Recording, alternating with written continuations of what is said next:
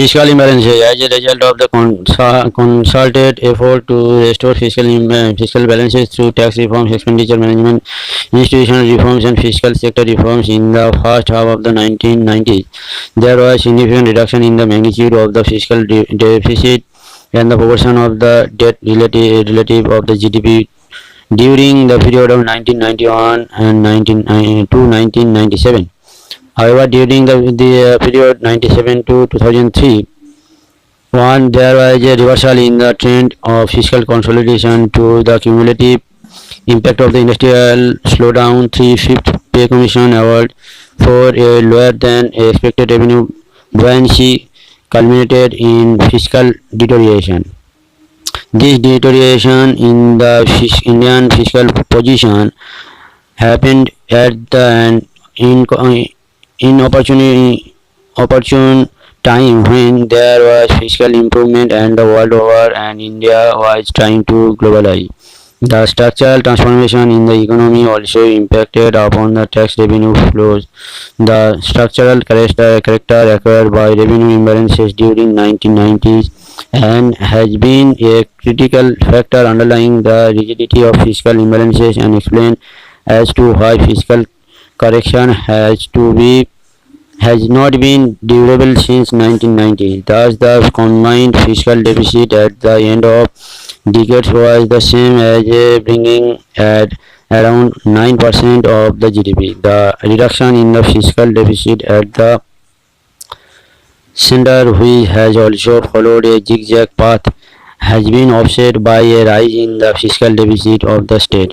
Both planned expenditure and capital expenditure of the central government has fallen to level of about 4% of GDP or less now. Interest payment now constitute the largest component of expenditure of the central government. The key area for the action in correction these fiscal imbalances is related to rising debt servicing obligation of the central government, with the government running a revenue deficit since the early 1980s. All government and public sector investment has come from resources borrowed by the central government. In the presence of no return from such investment, debt service payments are bound to become an increasing burden. It has not been easy to undertake expenditure reform. Much of government expenditure is non-discretionary. With increasing fiscal deficit, interest payments have formed a significant proportion of government expenditure. The government wage bill and pension obligation are also non-discretionary. Defense expenditure cannot probably be reduced. Subsidies on food, fertilizer, and oil have proved to be difficult to reduce, despite various attempts at targeting them better as a proportion of GDP.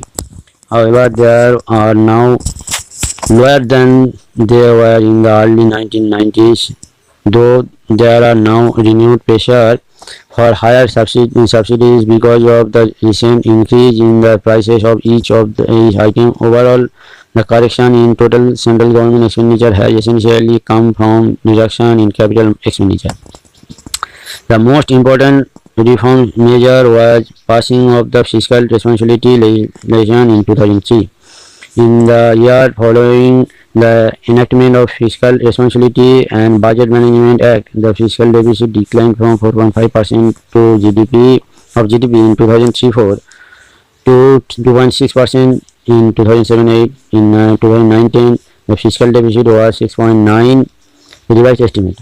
This increase could be partially attributed to the fiscal stimulus package of the Government of India.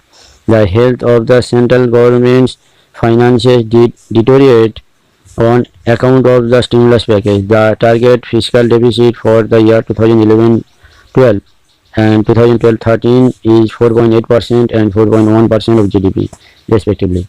If the recommendation of the 13th Finance Commission are implemented and its suggestions are followed, then one can foresee an improvement in the state of the fiscal deficit. To begin with, the Commission recommended a calibrated exit strategy from expansionary fiscal stance of 2008-9 and 2019.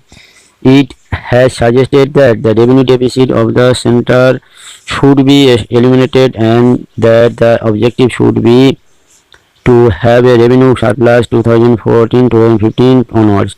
In the context of the combination debt of center and state, the Commission has suggested a target of 68% of GDP to be achieved by 2014-15.